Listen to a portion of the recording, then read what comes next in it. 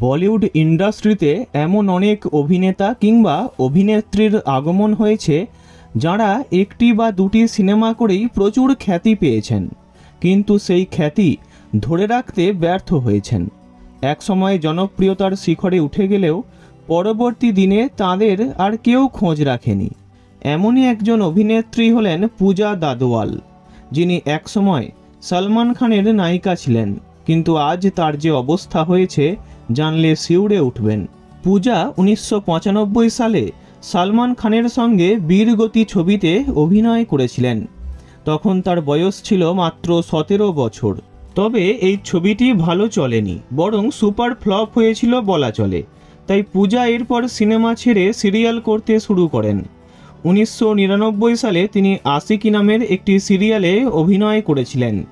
2001 সালে তিনি ঘরানা ধারাবাহিকেও কাজ করেছিলেন, কিন্তু তিনি অভিনয় জগতে সেভাবে সাফল্য পাননি। পূজা এরপর অভিনয় ছেড়ে বিয়ে করে সংসারী হওয়ার চেষ্টা করেন। বিয়ে করে নেন এবং গোয়াতে তার স্বামীর ক্যাসিনোর ব্যবসা সামলাতে থাকেন। এরপর সেখানেই পূজার নতুন জীবন শুরু হয়। কিন্তু 2018 সালে ফের একবার সংবাদ মাধ্যমের শিরোনাম দখল করে নেন তিনি, কারণ ওই সময় থেকেই তার জীবনে নেমে আসে এক গভীর অন্ধকার। 2018 সালে চরম অসুস্থ হয়ে পড়েন পূজা। তিনি মারাত্মক টিবি রোগে আক্রান্ত হয়েছিলেন। ওই সময় তার পরিবার তার পাশে ছিল না, এমনকি স্বামী এবং শ্বশুরবাড়ির লোকেরাও পূজার থেকে মুখ ফিরিয়ে নেন, তার সঙ্গে সম্পর্ক ছিন্ন করেন। পূজার কাছে ওই সময় পরিবারের সমর্থন বলতে কিছুই ছিল না। চরম অর্থকষ্টে ভুগছিলেন তিনি, কিন্তু সলমান খানের থেকে কিছুটা সাহায্য পেয়েছিলেন। পূজার শুভাকাঙ্ক্ষী রাজেন্দ্র সিংহের পরামর্শে তিনি সলমানের কাছে সাহায্য চেয়ে ইউটিউবে একটি ভিডিও পোস্ট করেন। সলমান তাকে নিরাশ করেননি। তিনি হাসপাতালে পূজার চিকিৎসার সকল খরচ বহন করেছেন। 6 মাস ধরে তার চিকিৎসা চলেছিল। সুস্থ হয়ে পূজা এরপর মুম্বাইতে চলে আসেন। তিনি আবার অভিনয়ে ফেরার চেষ্টা করেছিলেন, কিন্তু সফল হননি।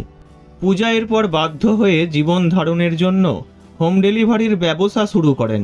বর্তমানে তিনি টিফিন তৈরি করা এবং পৌঁছে দেওয়ার ব্যবসা করেন।